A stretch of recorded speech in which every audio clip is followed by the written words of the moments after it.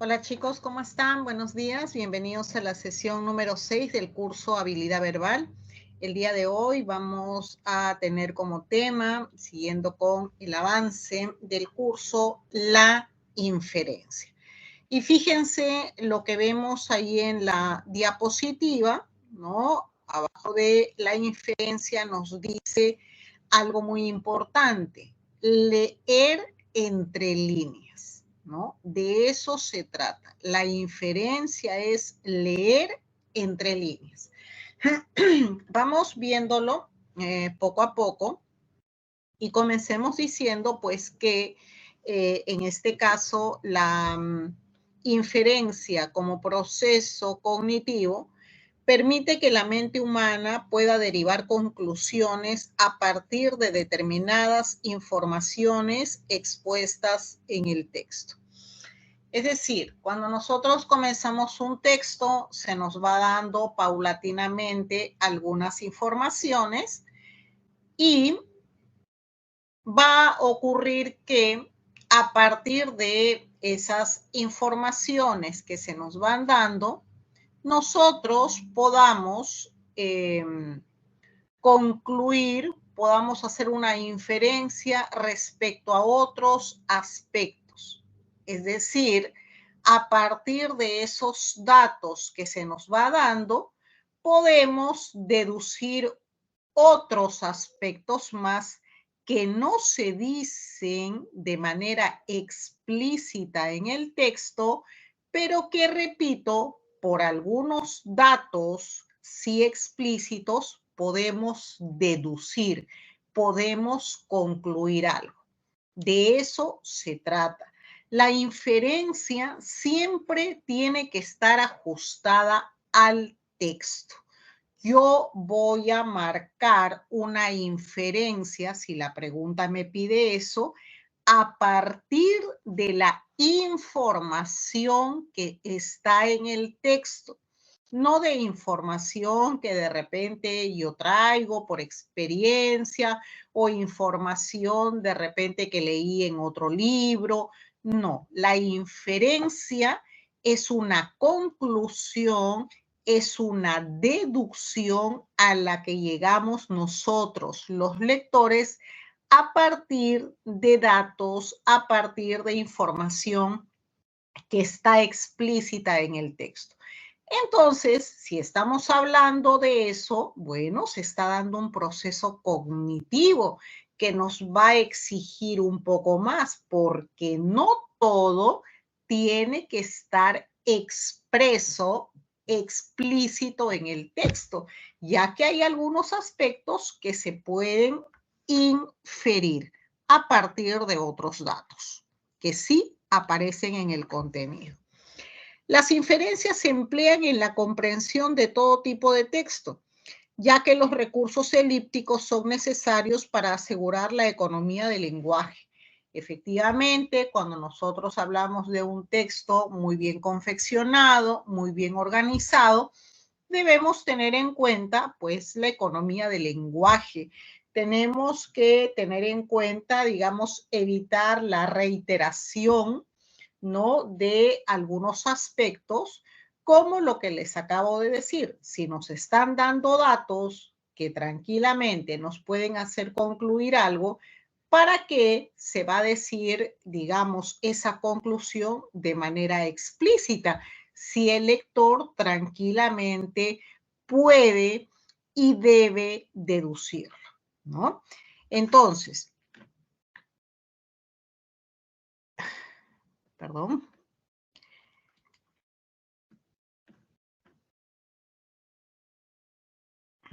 A ver, un momentito, sea. Muy bien. Entonces, cuando nosotros hablamos de la inferencia, es necesario que nosotros tengamos estos aspectos que estamos viendo. Por eso nos dice acá, para una buena lectura es indispensable hacer inferencias, es decir, todos los datos que se nos va dando conforme avanzamos, debo tenerlos presentes, debo tenerlos claros, por eso es necesario concentrarnos.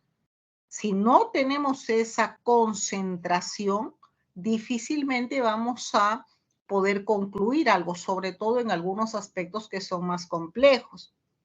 No, es indispensable hacer inferencias adecuadas, las mismas que son posibles gracias al análisis que se hace sobre las informaciones expuestas en el texto, ¿no? Entonces, a partir de esas informaciones que se nos van dando y que nosotros vamos teniendo en cuenta, ¿no? Y como ya sabemos, siempre que comenzamos a leer un texto, tenemos que ir marcando, subrayando, poniendo círculos, cada uno desarrolla su técnica. Y acá hago un paréntesis para enfatizar eso, ¿no? No se contenten con dar una lectura y tener el texto invicto, es decir, sin ninguna mancha, sin ninguna subrayado.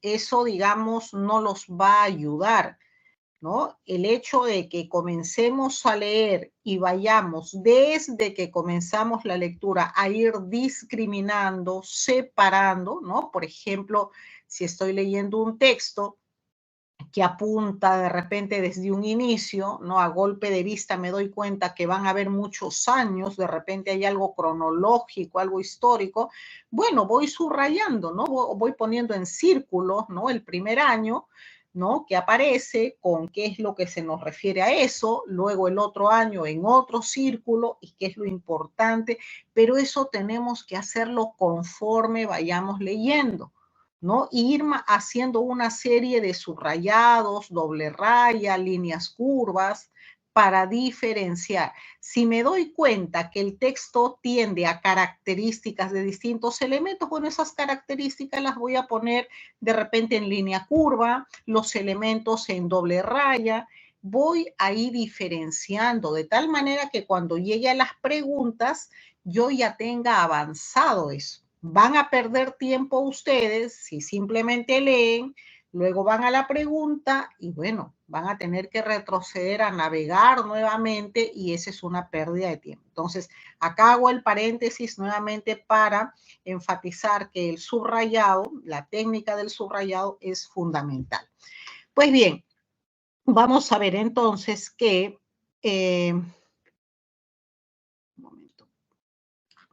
Vamos a ver entonces que la lectura inferencial o las inferencias en general cumplen dos funciones complementarias. En primer lugar, establecen conexiones entre el nuevo material que exhibe el texto y el conocimiento que ya existe en la memoria.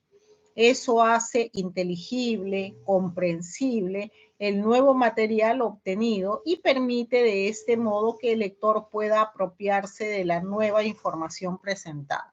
Generalmente, cuando comenzamos a leer un texto, casi al inicio, comenzando, nos manifiestan el tema, ¿no? Por ejemplo, se nos va a hablar del parque de repente vamos a tener una descripción del parque, de repente se va a hacer un texto sobre la importancia del aseo para preservar la salud. Es decir, eso se va planteando desde un inicio. Entonces, cuando nosotros reconocemos la temática que se va planteando, bueno, algo tenemos en mente de eso, ¿no es cierto? De repente algo muy profundo, algo muy por encima, pero generalmente conocemos en la mayoría de los casos eso de que se habla. Ahora, como nos dice ahí, es decir, reconocemos el objeto, reconocemos el tema, van a hablar del parque, van a hablar del aseo, sabemos qué es eso, pero obviamente nos vamos a ir apropiando paulatinamente en ese texto de una nueva información o de un enfoque específico que va a proponer el autor para desarrollar ese tema, ¿no? A eso se refiere el punto 1, ¿no?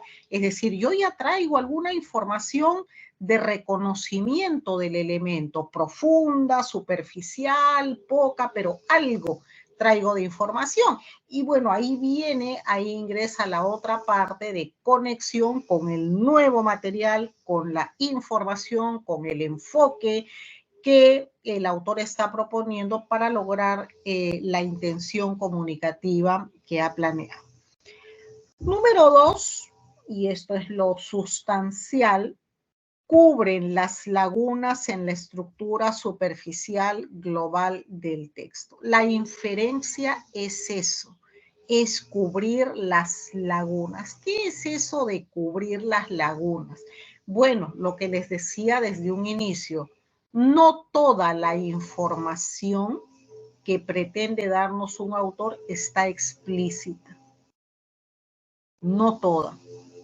Porque al darnos algunos datos, ¿no? Una conclusión o una deducción determinada a partir de dos datos es obvia. Y como hemos dicho anteriormente, por economía del lenguaje, ¿no? Y esto eleva también el nivel, en este caso del texto, y para los lectores también la comprensión del mismo, bueno, no se hace explícito porque por otros datos yo ya he inferido. Entonces, ¿qué es lo que tenemos que hacer los lectores?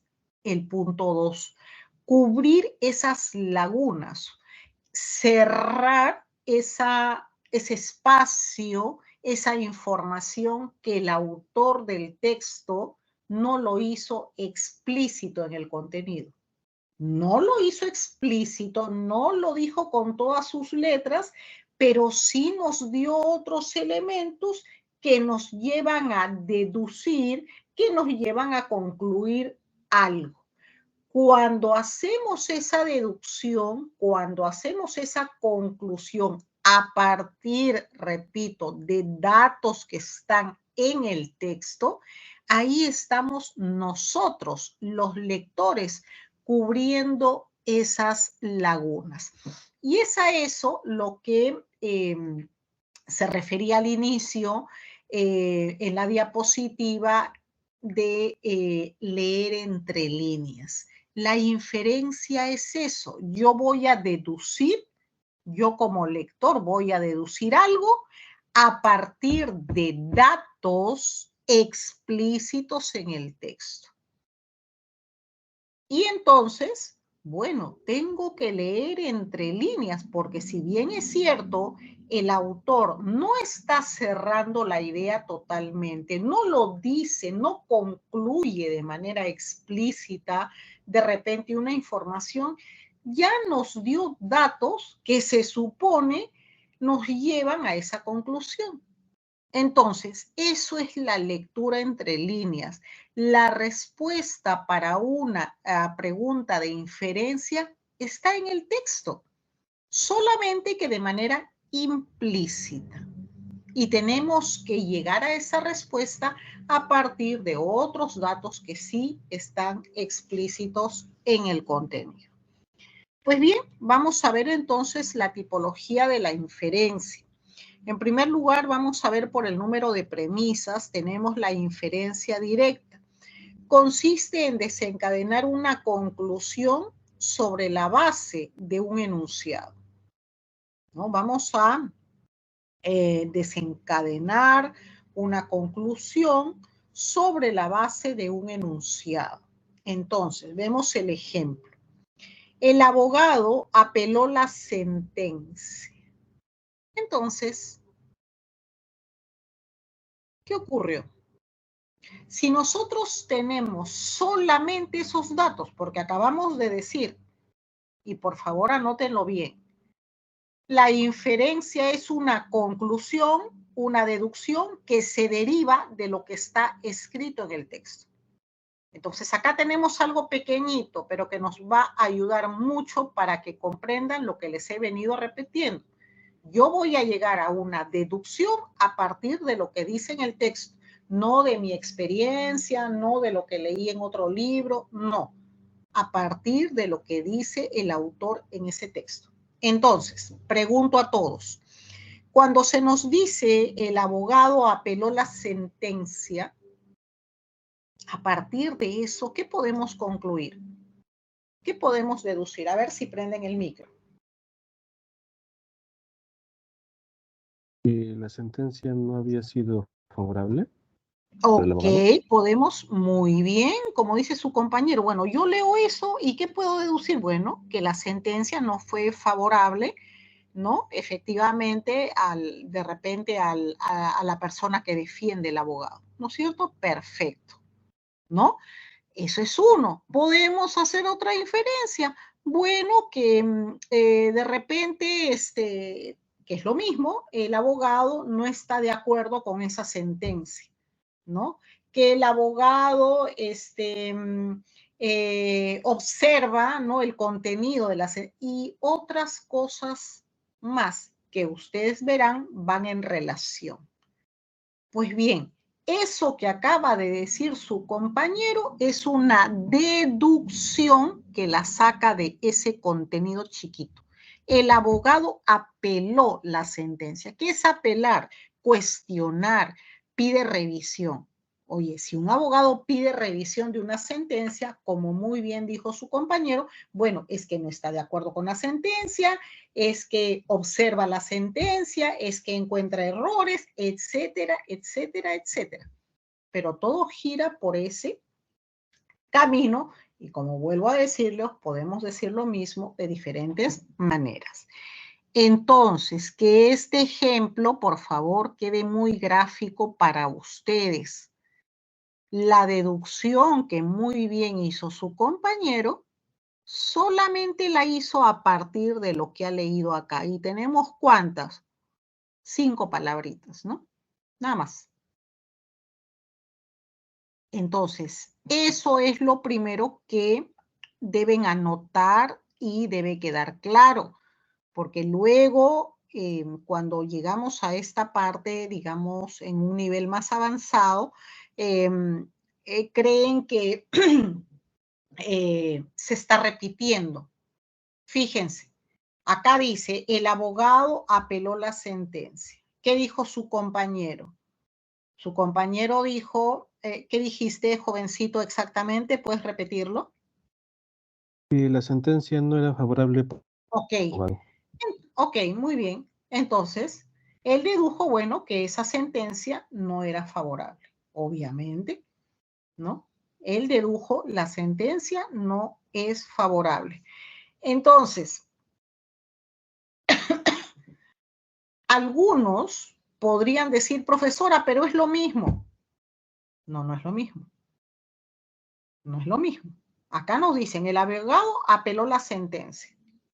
Acá no nos está diciendo apeló la sentencia porque estaba en desacuerdo, porque estaba incompleta, no nos dice eso. Simplemente que apeló la sentencia. A partir de eso, bueno, su compañero dice, bueno, el abogado está en desacuerdo, obvio. Entonces, quiero que por favor entiendan lo siguiente porque una de las cosas que les voy a decir es que a partir de lo que les he venido detallando, la deducción es cerrar, ¿no? Ya lo he dicho, cerrar una laguna, cerrar una información que no está explícita en el texto. Pero a partir de lo que se dice, puedo deducir algo.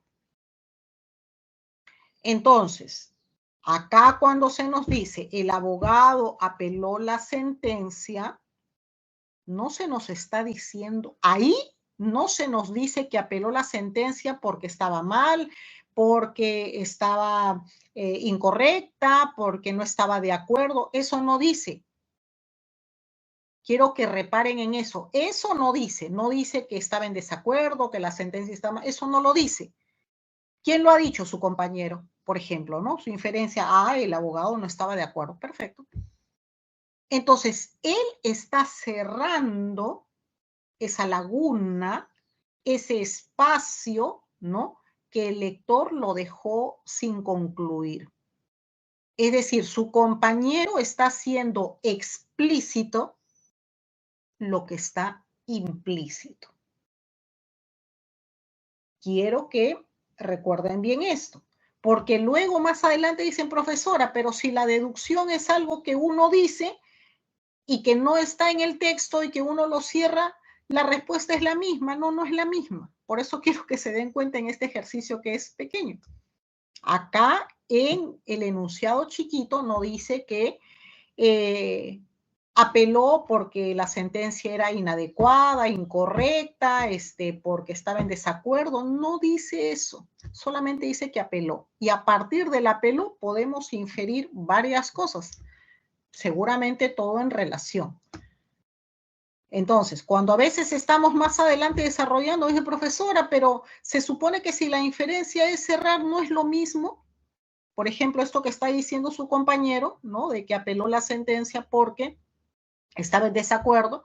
Alguno podría verlo, profesora, pero es lo mismo. No, no es lo mismo. No es lo mismo. Ahí no dice que esté en desacuerdo.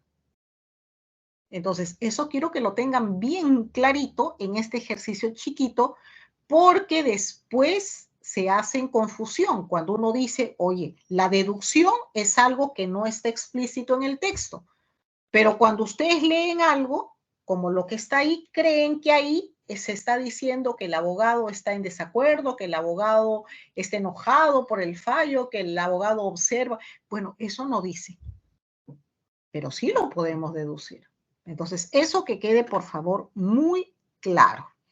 Muy bien, entonces, acá tenemos cerrando la información, ¿no? Que es lo mismo, ¿no? O va en línea con lo de que dijo su compañero.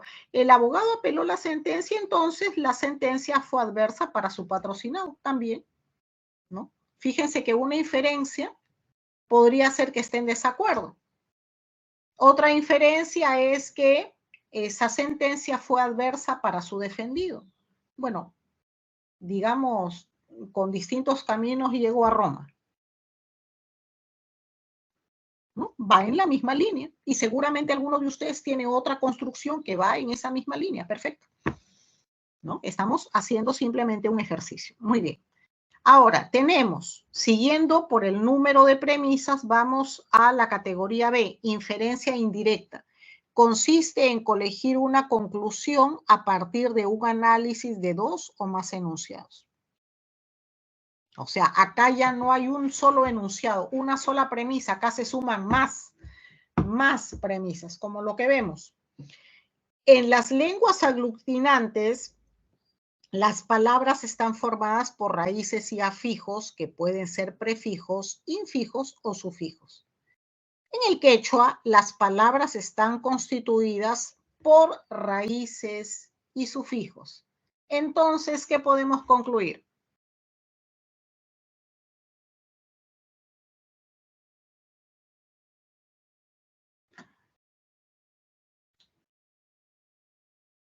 Que el quechua es una lengua aglutinante. ¿Sí? Solamente que acá ya no hay una sola premisa. En el caso anterior había una sola premisa. Y a partir de esa premisa llegábamos a la conclusión, el abogado está en desacuerdo. Perfecto. Acá, bueno, tenemos tenemos tres premisas, entonces tenemos que hacer un análisis, obviamente, un poco más amplio, ¿no? Y a veces los temas complejizan un poco más esto, pero a partir de todo eso tenemos que llegar a una conclusión. ¿Cuál es la conclusión? Bueno, entonces el quechua es una lengua aglutinante.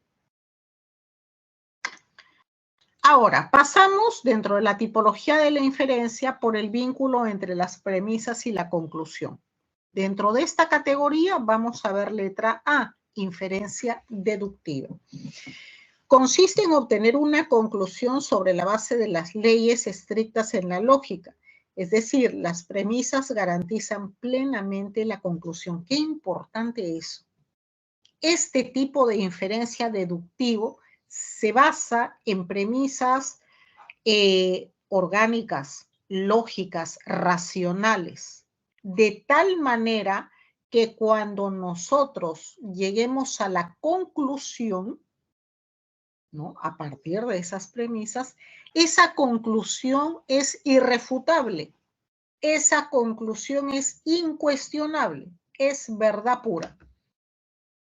Ojo, esa conclusión a la que llegamos se desprende lógicamente de las premisas, pero además de desprenderse de las premisas, si analizamos ya esa conclusión, es irrefutable. ¿Y por qué es irrefutable? Porque las premisas son racionales y son lógicas. En este tipo de inferencia, la conclusión ya está contenida, solo que de un modo implícito en las premisas consideradas en conjunto. Nos dice, todos los organismos vivos están compuestos por células. Las plantas son organismos vivos importantes en el planeta Tierra. En efecto, Las plantas están compuestas por células. por ejemplo, las plantas están compuestas por células, tal cual lo ha dicho su compañero. Ahora, esta conclusión a la que se llega, que la tienen ahí en rojo y que ha calzado exactamente con lo que dijo su compañero, es irrefutable, es incuestionable. Es decir, nosotros estamos llegando a una conclusión que se desprende de premisas, pero cuando hablamos de estas inferencias deductivas, por lo mismo que las premisas son racionales, lógicas, orgánicas, la conclusión a la que se llega es irrefutable, incuestionable. Eso no va a ocurrir en todos los casos. Como por ejemplo, ¿sí? Esto depende de si las premisas son verdaderas. O sea, la conclusión sí va a ser correcta, pero no necesariamente el contenido va a ser exacto. Claro, esto tiene que ver con lo que vamos a ver a continuación. Es decir, yo puedo llegar a una conclusión que se desprende de las premisas, ¿no? Pero en algunas conclusiones, esas conclusiones, si bien es cierto, se desprenden de las premisas, sí pueden ser cuestionables. ¿Sí? Que es lo que tenemos acá. A ver, acá tenemos las inductivas. Tiene que ver con tu pregunta. Dice, a diferencia de la deducción, la inducción no es un razonamiento concluyente. Ahí está. Es decir, yo voy a llegar a una conclusión, sí, eso sí, a partir de lo que dice la premisa, pero esa conclusión no es un razonamiento, si la analizamos, concluyente. Es decir, cuando tenemos inferencias inductivas, se pretende solo que las premisas, digamos, apoyen o justifiquen la conclusión en cierto grado. La verdad de las premisas solo hace probable a la conclusión. Puede ser que sea consistente como puede que no. Entonces, ¿a qué se refiere? Lo digo de otra manera, la inferencia inductiva. Que yo voy a llegar a una conclusión que efectivamente se desprende muy bien de las premisas. Pero a veces esa conclusión puede ser, si bien es cierto, repito, se desprende de las premisas, puede ser cuestionable.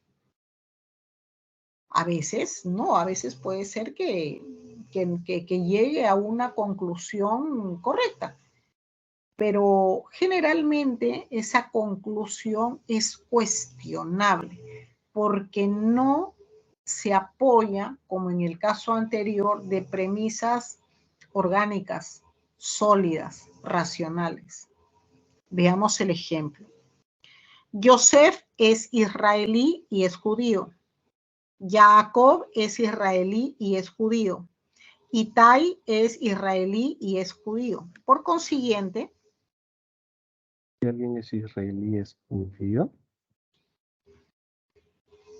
Los israelíes son principalmente judíos, por ejemplo. Es decir, nosotros podemos tener, ¿no?, deducciones obviamente diferentes, dichas de una o de otra manera, una conclusión nos puede llevar, como habíamos visto en el primer caso, ¿no? a cosas ligeramente variadas, pero nosotros no vamos a tener problema cuando estemos frente a las alternativas, ¿no? Ahí va a ser obviamente algo mucho más nítido. Sin embargo, nosotros lo estamos construyendo con nuestras palabras. Vamos a ver rápidamente este ejercicio en las actividades. Por favor, lean el texto y seguidamente pongo las preguntas. Adelante, chicos.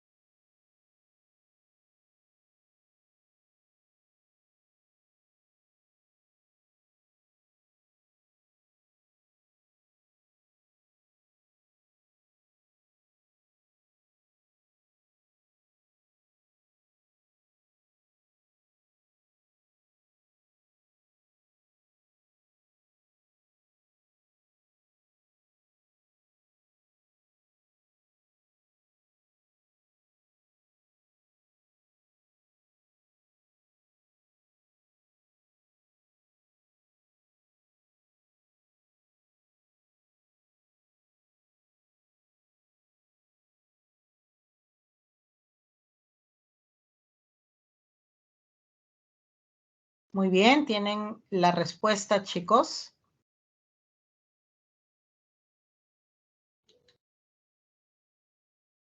Lo puse en el chat.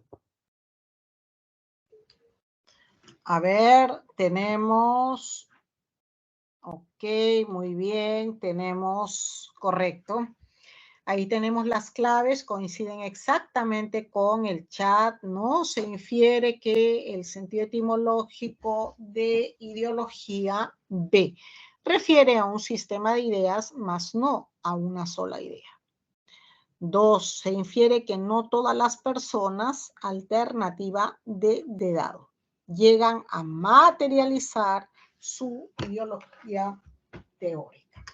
Muy bien, vamos a pasar entonces a la aplicación, la separata. Un momento, por favor, mientras comparto el material.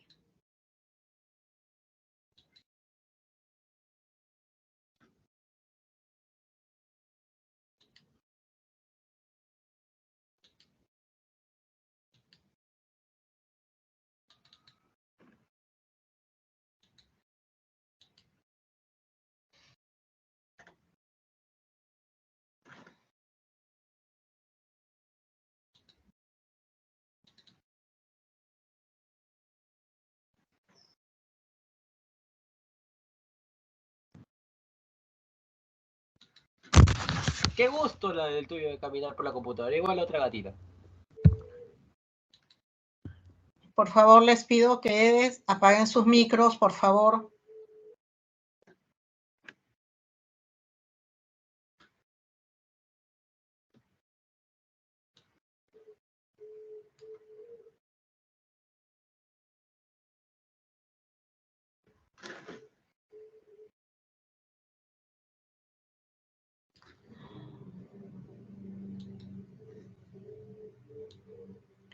Muy bien, vamos entonces comenzando. Tenemos acá la separata para el desarrollo y vamos viendo entonces el primer ejemplo.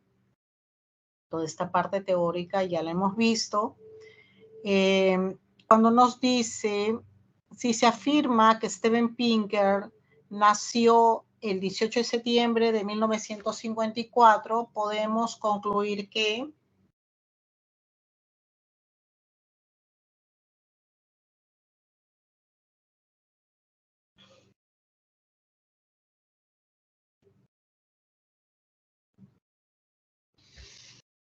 ¿Steven Pinker es anciano?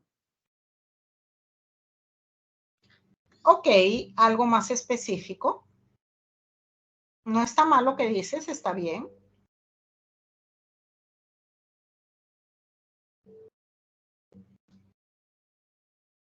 Si nació en 1954 y estamos en el 2023,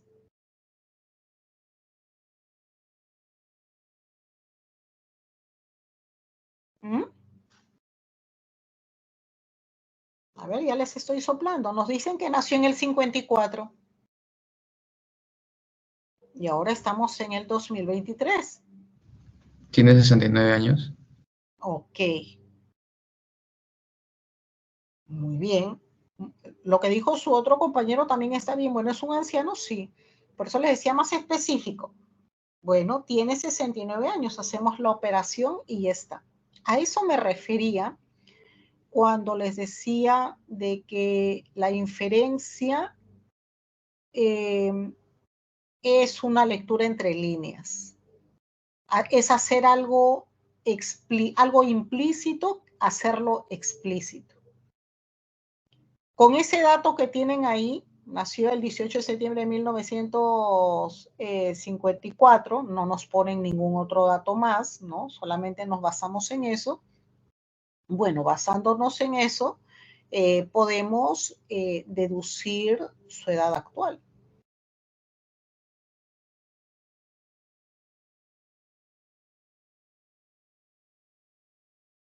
Esa información está en el texto, no está en el texto.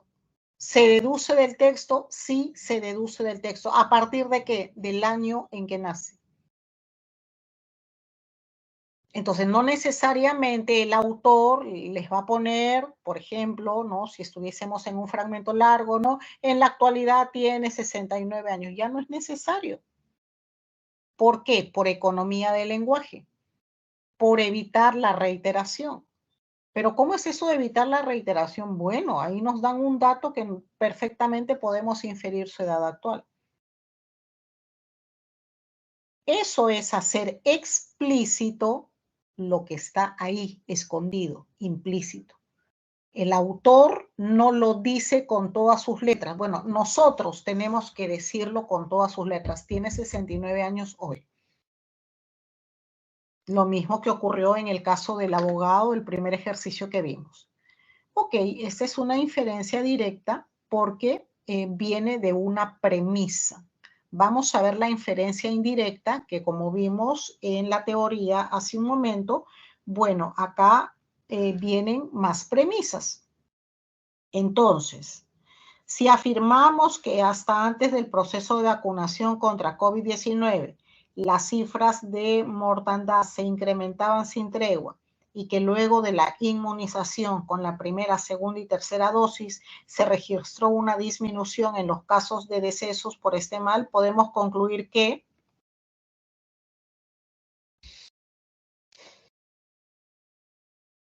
la inmunización evitó el incremento. muy bien, evitó el incremento, muy bien, o la vacunación ayudó en el descenso de muertes, ¿no? Podemos decir lo mismo de muchas formas. Lo que ha dicho su compañero está muy bien. Entonces, algunos dirán, pero profesora, eso dice. No, eso no lo dice con todas sus letras el texto. Nos da elementos, pero no lo dice. Vuelvo a repetir, la inferencia, la conclusión la hacemos nosotros. ¿A partir de qué? Cerramos esa laguna, cerramos ese espacio que el autor no lo puso. No lo puso ahí con todas sus letras. Bueno, eso hacemos nosotros. Muy bien. Pasamos por el vínculo entre las premisas y la conclusión. Ya vimos la inferencia deductiva. ¿Recuerdan? La inferencia deductiva, ¿en qué consistía? Bueno, tiene premisas lógicas, racionales, de tal manera que la conclusión a la que lleguemos es lógica, es sólida, es irrefutable. Entonces, tenemos la suma de todos los ángulos internos de un cuadrilátero es igual a 360 grados. Un rectángulo es un cuadrilátero. En consecuencia, La suma de los ángulos internos de un rectángulo es 360 grados. muy bien. Muy bien. En consecuencia, la suma de los 4 ángulos internos de un rectángulo es 360 grados. Muy bien. La siguiente. 2. En español, todas las palabras esdrújulas deben tildarse. La palabra murciélago es esdrújula. En ese sentido, podemos concluir que... La palabra murciélago debe tildarse. Muy bien. La palabra murciélago debe tildarse. O es obligatorio tildar la palabra murciélago, o como mejor lo hayan elaborado. Porque, repito, podemos decir lo mismo de muchas formas. No va a haber problema en el examen porque van a estar frente a claves y rápidamente van a identificarlo. Muy bien. Ahora pasamos a la inferencia inductiva. ¿Qué habíamos dicho de la inductiva? Bueno, que esta inferencia inductiva, obviamente, a partir de las premisas vamos a llegar a una conclusión. Esta conclusión se desprende de las premisas, pero la conclusión es probable. Solamente es probable.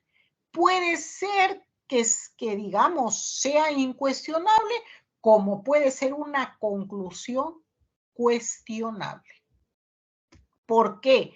Porque a diferencia de la deductiva, no se basa en premisas sólidas o racionales. Muy bien, vemos el primer ejemplo.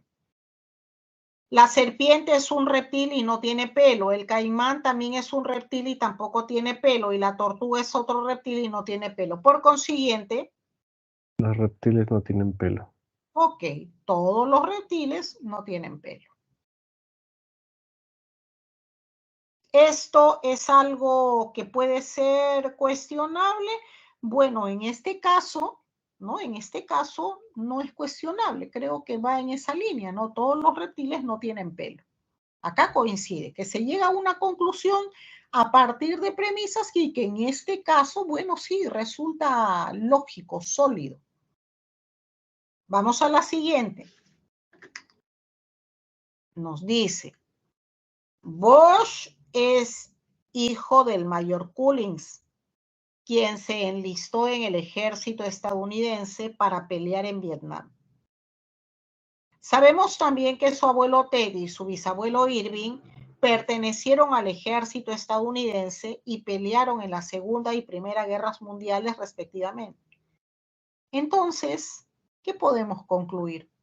El hijo de Bosch estará y peleará en una guerra. Ok, muy bien. Entonces, Bosch se enlistará, ¿no?, en el ejército estadounidense y combatirá en una guerra.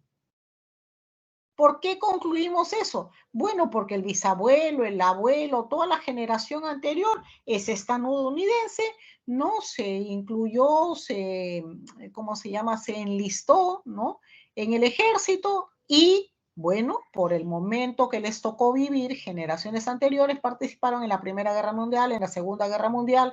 Entonces, Bosch, que es la última generación de esta familia, ¿qué ocurrirá? Teniendo en cuenta digamos, esta cadencia que se da en elementos, diremos pues que Bosch entonces también se va a enlistar, ¿no?, en el ejército estadounidense y, bueno, participará en una guerra.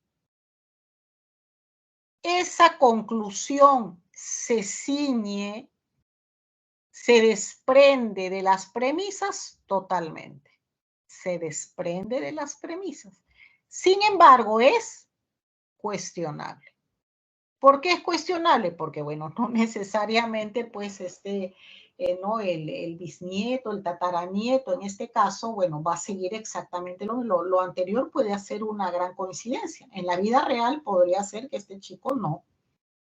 Entonces, repito, desde el punto de vista de la conclusión, esa conclusión a la que hemos llegado de que Bosch no se enlista en el ejército estadounidense y participa en una guerra, bueno, esa es una conclusión que se desprende de las premisas, va en la lógica de las premisas. Sin embargo, si analizamos ya eso, es una conclusión cuestionable. Muy bien, vamos a pasar entonces ahora a actividades sobre inferencia. Tenemos ahí el primer texto 1, van leyéndolo. Por favor, acá tienen que decirme simplemente si se trata de una inferencia directa o indirecta, nada más. A ver, leemos el texto 1, por favor. Adelante, chicos.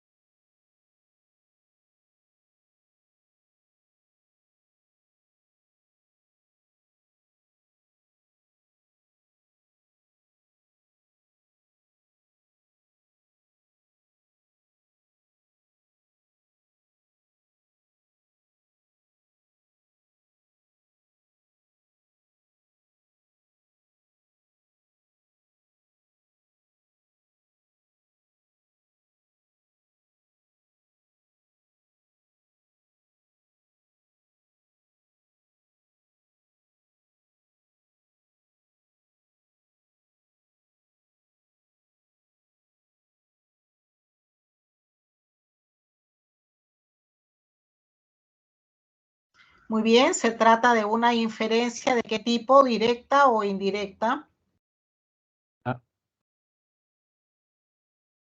Se trata de una inferencia indirecta, ¿sí?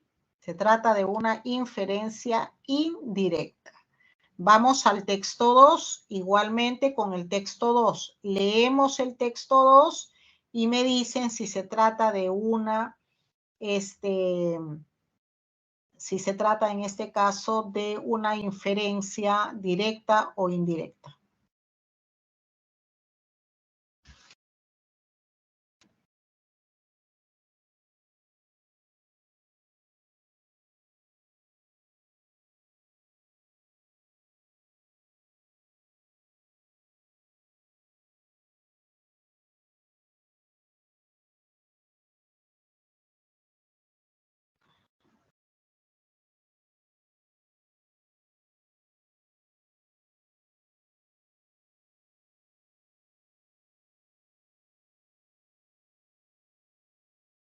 Muy bien, entonces se trata de una inferencia, texto 2, directa o indirecta.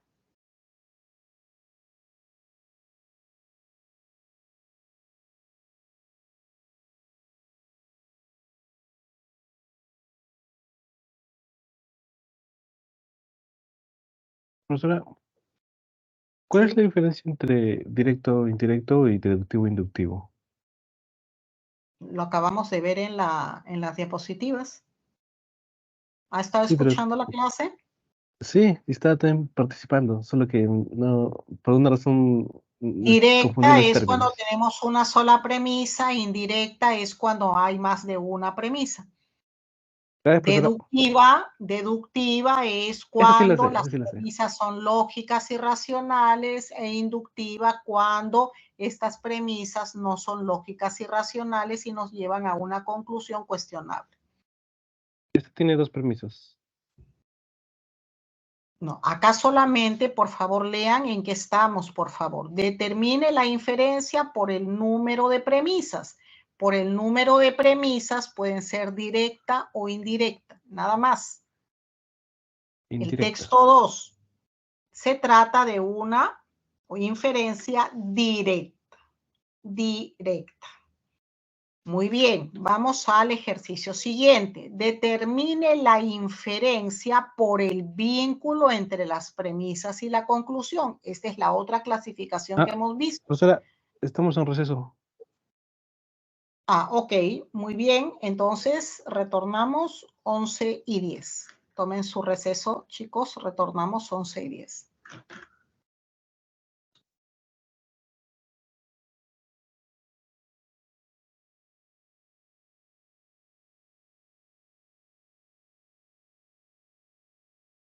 Muy bien, chicos, vamos a continuar entonces. Nos habíamos quedado en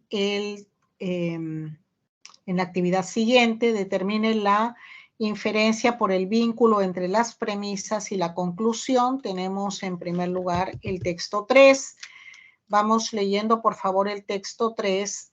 Y acá, por favor, lo que tenemos que hacer, ¿no? Dado a lo que nos piden, es determinar si se trata de una inferencia deductiva o inductiva. Eso es lo que tenemos que determinar ahora. Entonces, vamos por favor leyendo el texto número 3. Adelante, chicos.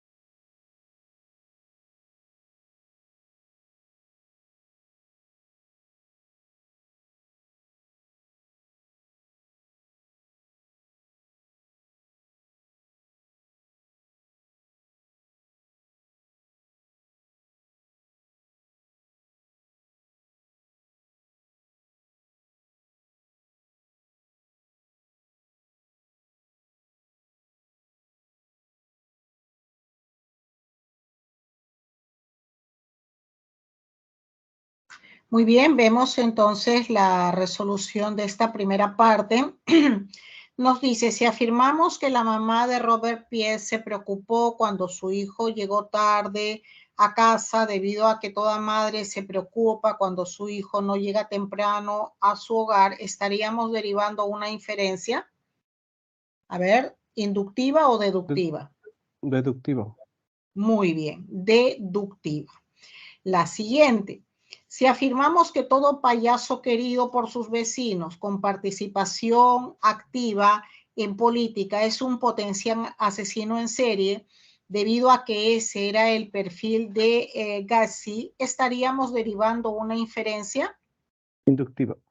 Inductivo. Inductiva. Muy bien. Vamos entonces ahora a comprensión lectora. Antes que nos gane el tiempo, vamos por favor leyendo y resolviendo. Adelante, chicos.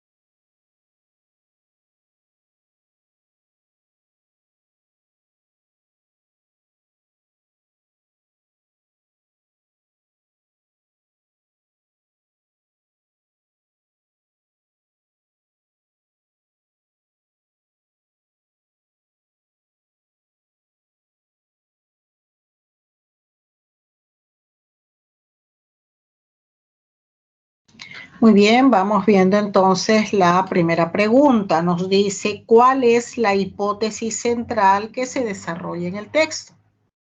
La A de avión. Muy bien. A.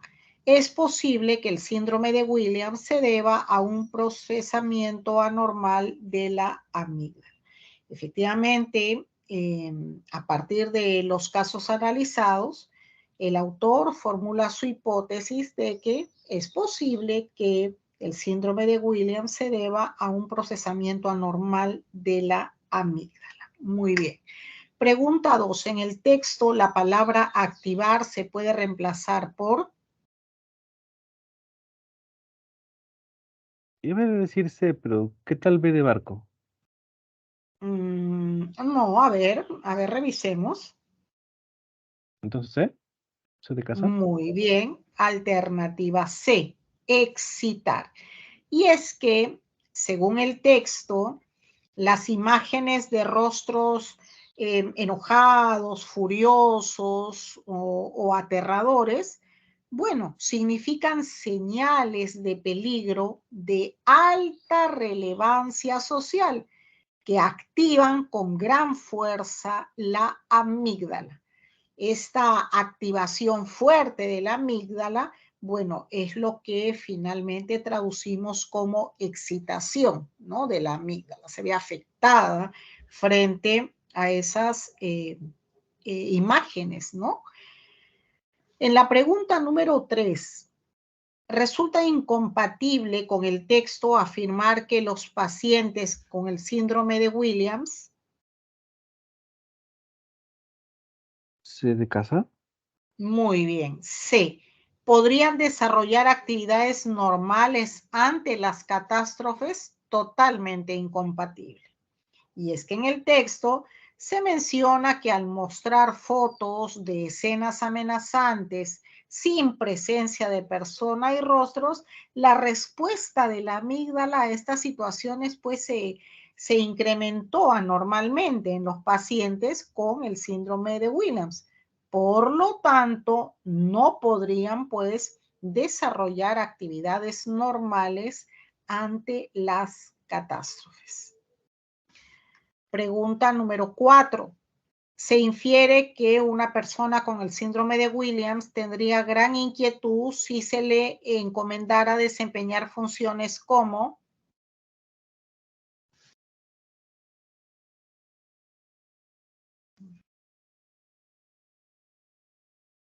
La A. Muy bien. A. Como miembro honorario del cuerpo de bomberos. Efectivamente. Dado que, como venimos diciendo, ante situaciones amenazantes, como en este caso, un edificio en llamas, las personas con el síndrome de Williams experimentan con claridad, obviamente, su ansiedad severa, ¿no? Su ansiedad no social. En consecuencia, se incrementaría la inquietud en ellos al ser pues miembros del cuerpo de bomberos. Pregunta número 5. Si una persona tuviese un comportamiento cauto en el trato con los demás individuos, entonces...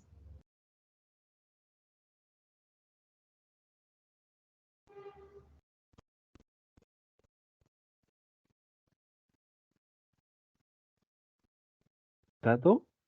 Muy bien, podría suponerse que en su caso se da un funcionamiento normal de la amígdala. Y es que en el texto se afirma que las personas con el síndrome de Williams, ¿no? Personas que padecen de un funcionamiento anormal de la amígdala cerebral, bueno, son altamente sociables y empáticas. Incluso nos dice se integrarán en situaciones sociales de una manera impulsiva y ansiosa hasta con desconocidos. Ok, muy bien. Vamos a pasar rápidamente, antes que nos gane el tiempo, a la separata B. Tenemos ya el texto 1, es un texto mixto. Vamos, por favor, leyendo y resolviendo. Adelante, chicos.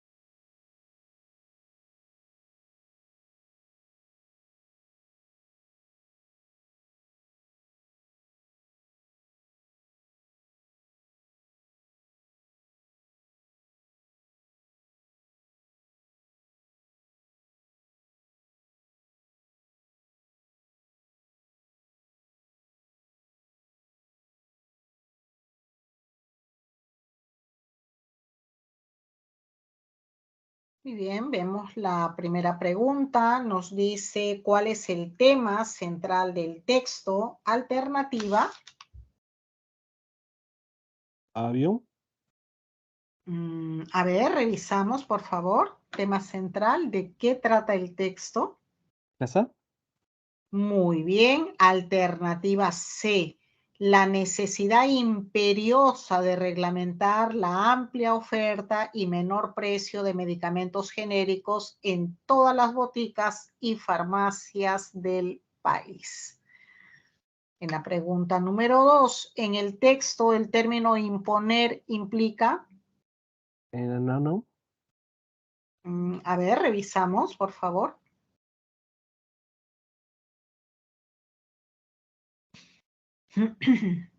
Barco. Ok, barco, exclusividad.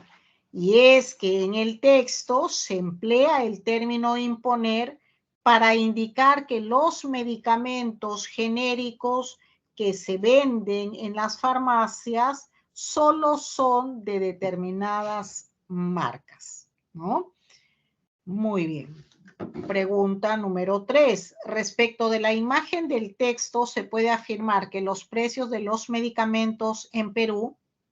No. Muy bien. Están orientados al lucro despiadado en los fármacos de marca. Efectivamente, ahí en el gráfico se han considerado los precios de los medicamentos genéricos y los de marca, ¿no? Y además se ve en la parte inferior también en dólares. Por tanto, resulta evidente que la diferencia en los porcentajes entre estos implican pues un afán de aprovechamiento de los químicos de marca por la necesidad, bueno, que tienen las personas enfermas. Pregunta número 4. No se condice o es incompatible con el texto sostener que las boticas del grupo InRetail. Enano. Muy bien. Han sido investigadas por incitar a las personas a comprar fármacos genéricos, enunciado que no se condice o es incompatible. Y es que en el texto se afirma que la industria de medicamentos ha generado controversia luego de revelarse que las boticas del grupo InRetail inducen al consumidor a adquirir medicamentos de sus laboratorios vinculados, ¿no? Obviamente de las marcas que desean, en vez de ofrecerlos genéricos.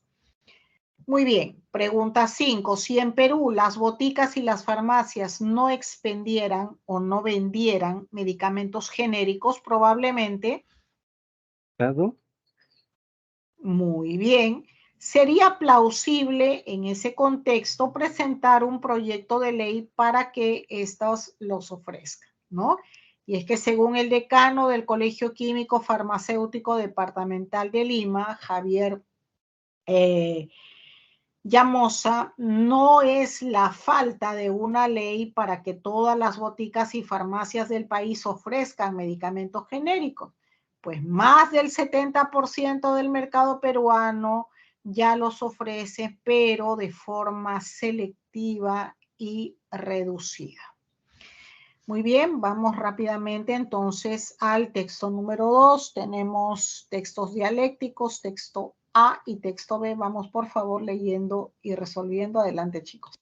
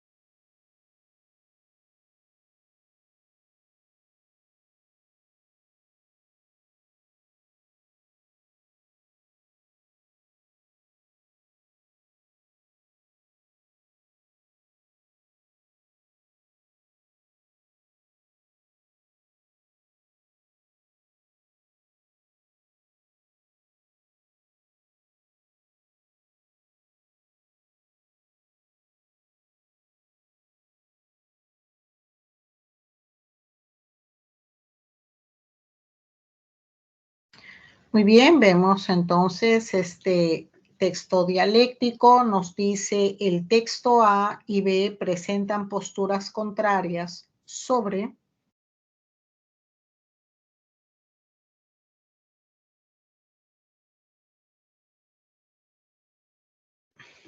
El,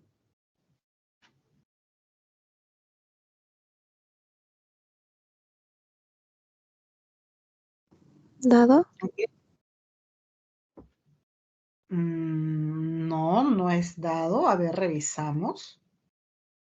Es como si les preguntaran cuál es el tema polémico, ¿no? Que desarrollan los dos textos. ¿Cuál es el tema? es creo lingüística, pero hay dos que estoy con duda, la A o la B. Ok, ¿cuál te parece más?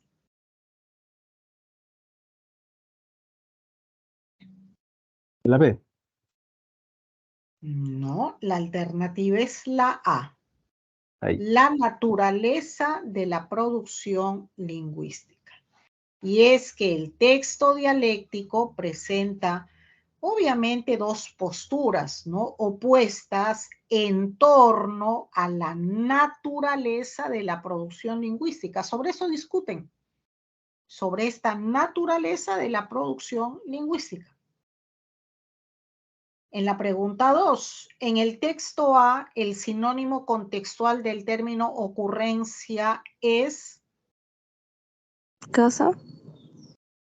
A ver, revisamos. Acuérdense que significa sinónimo contextual, tenemos que irnos a buscar la palabra en el texto, asignarle el significado de contexto y luego buscar un sinónimo. Esto no es significado de diccionario o nada de eso, es significado de contexto. Y en este caso les piden sinónimo contextual. Eso lo vimos en la clase respectiva. Busco la palabrita en el texto e infiero el significado que el autor le está dando a esa palabra en ese fragmento. ¿Cuál ¿Barco? sería? Muy bien, barco, producción. En el texto A, el término ocurrencia hace alusión a la producción de las respuestas verbales. Muy bien. Pregunta número 3. No se condice o es incompatible con el texto B afirmar que el lenguaje es un conjunto de respuestas verbales adquiridas por condicionamiento debido a que...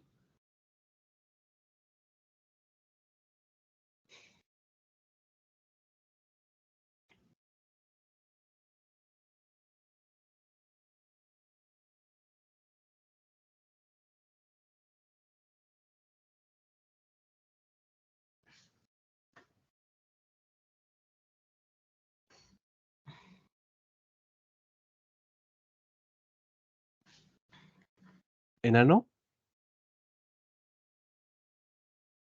A ver, revisamos la respuesta de la pregunta 3.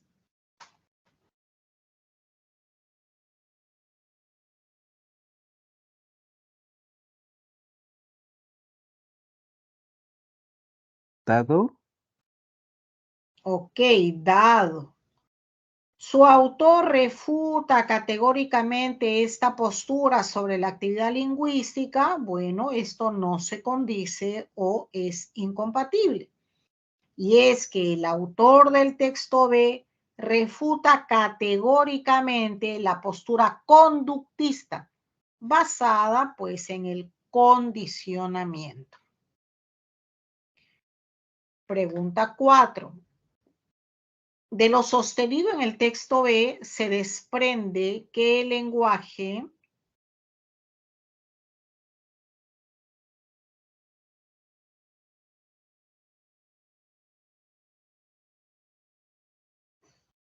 es decir, se deduce, se infiere, ¿no? Se desprende, se infiere.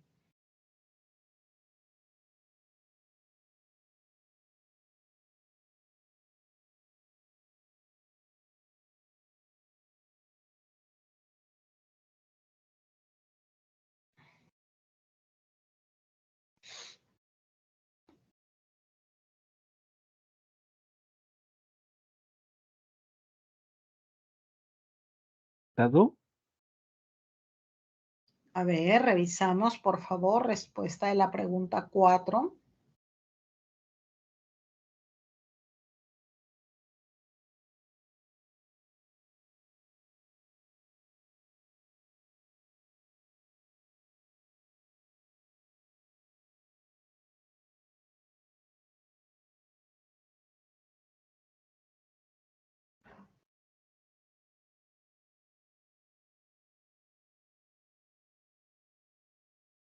¿Barco? No. La A. No, la respuesta es E. No puede hallarse regulado por factores extralingüísticos. Y es que para el autor del texto B, el lenguaje es básicamente la actuación de reglas internas que posee un hablante. Por tanto, se encuentra regulado por factores, pues, de esta índole, ¿no? Sería, perdón, en este caso sería alternativa A, ¿no? Sería porque estaría regido entonces por reglas de orden sintáctico, ¿no? Perdón, sería alternativa A, la respuesta a la pregunta 4, porque obviamente si nosotros decimos que su actuación está motivado por reglas internas, ¿no? Que posee cualquier hablante, entonces se encuentra regulado por factores de índole sintácticos, ¿no? Tendríamos alternativa A. Creo que ya lo habían indicado ahí. Muy bien, pregunta número 5. Si una investigación lingüística concluyera que el habla de los niños es una mera imitación de la expresión verbal de sus padres, entonces,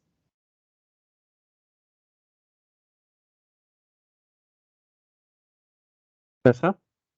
muy bien, se vería fortalecido el enfoque conductista del habla. Y es que el condicionamiento conductista concluye que los mecanismos básicos, ¿no? Para la adquisición del lenguaje, bueno, son la asociación, la imitación y el refuerzo. Ok, chicos, muy bien. Vamos a pasar a continuación a la lectura del passage. Acá vamos a tener un texto en inglés sin traducción. Bueno, está muy bien también eso, que no haya traducción de vez en cuando para que no nos veamos tentados a leer la traducción. Entonces vamos a ir, por favor, avanzando por lo menos con la lectura de este último texto. Adelante, chicos.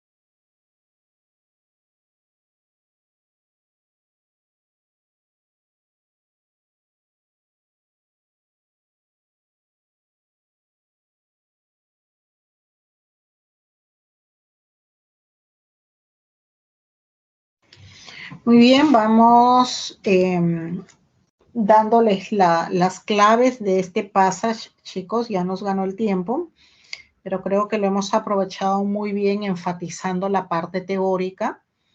Pues bien, las claves del passage tenemos pregunta 1, respuesta avión, pregunta 2, casa, pregunta 3, bueno, pregunta 4, avión, pregunta 5, casa. Muy bien, de esta manera estamos cerrando la sesión del día de hoy y chicos, es necesario que repasen nuevamente, tengan claro este tema de inferencias, ¿no? Las dos categorías que acabamos de ver, ¿no? Hay que revisar nuevamente los ejemplos, revisen, ¿no? Si pueden escuchar nuevamente la clase sería ideal, porque la siguiente semana seguramente vamos a continuar con la siguiente parte de inferencias, entonces se va a ir acumulando información y es necesario que esta primera parte, la base, bueno, esté muy sólida. Les agradezco a todos su atención y su participación. Nos estamos viendo la siguiente clase. Muchas gracias a todos. Hola, profesora. Gracias. Gracias, Profesora. Gracias a todos, chicos. Un abrazo. Hay que estudiar. Un abrazo.